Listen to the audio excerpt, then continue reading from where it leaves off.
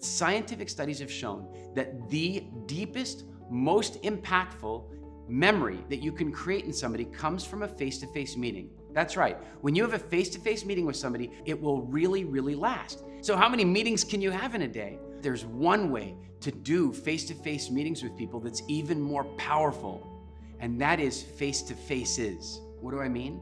I mean public speaking. Now hold on, I know some of you are thinking of clicking off right away because you're nervous or terrified or you don't feel very confident about public speaking. That was me. I was so terrified of public speaking, but I suddenly realized something. If face-to-face is the most impact I can have on a prospect, what would happen if I could speak to 10 people at a time, or 100, or 1,000, or 10,000? And so I decided I wanted to look into public speaking to see how I could use it in my business life, and it has completely transformed my business life. Now, if you're a little bit nervous about it or you're not really sure how to do it, I'm gonna share with you some examples right now of how you can use public speaking to really transform your business life. Because I can tell you this, it helps in selling, it helps in recruiting and getting great people, it helps in raising money, it helps in every aspect of business. So let's start with this. Are you a little nervous of public speaking like me? Like, I was so terrified that if you asked me to do a talk on a Monday, you called me on Monday and said, Eric, can you do a talk at our company on Friday? I would be, no way am I doing that. That's just too scary. No way. And then even though I said no, I would not be able to eat for the next few days because I was so scared. And you know what? Why would I be scared? Because I said no.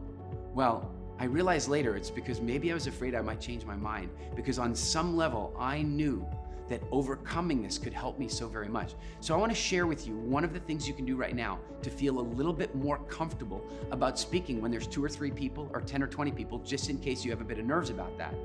Here's what I want you to know. Nervousness and excitement are exactly the same emotion with one difference, and that is the expectation. Nervousness is just excitement with a negative expectation. Excitement is nervousness with a positive expectation. So one of the things that I like to do before I go to any meeting, whether I'm meeting 1 person, 3 people, 30 people, 300, 3,000, it doesn't matter, is I like to go out in advance and create a really positive expectation of the meeting, to visualize it, to see it happening the way I want it to work out, the people enjoying it, the connections being made, and the laughter. I'll never forget when I first tested this in business. I was going to meet with a very senior director at a British company in London, England. And that is not one of the most warm cultures in the whole world, you might be aware. So I was a bit nervous about going to this meeting. And that day, in the morning, I did an incredible meditation. I visualized it. I saw the meeting working out really, really well. I saw everybody smiling. I saw people signing stuff. I loved the meeting. And I drove all the way to the meeting, got to London, parked my car, went up the stairs, got to the meeting, and the guy that I was meeting walked right up to me. We'd never met before. He walked up to me and he didn't shake my hand. He actually gave me a hug.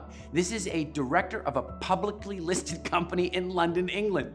I think he was as surprised as I was. But it's almost like by going out there and creating that positive expectation, I maybe, just maybe, bent reality a little bit.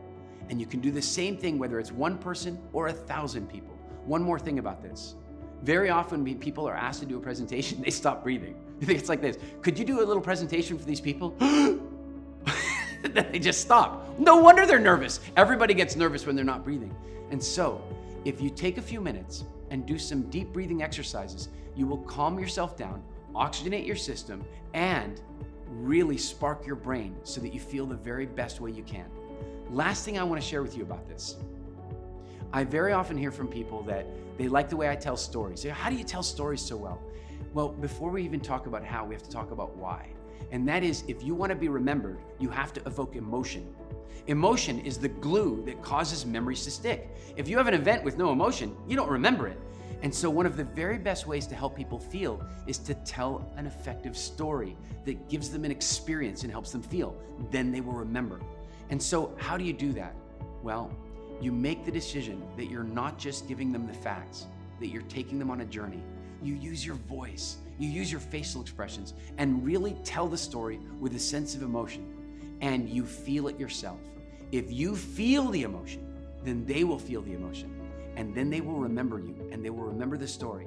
And the next time they have a problem that they need solved, they're gonna think of you.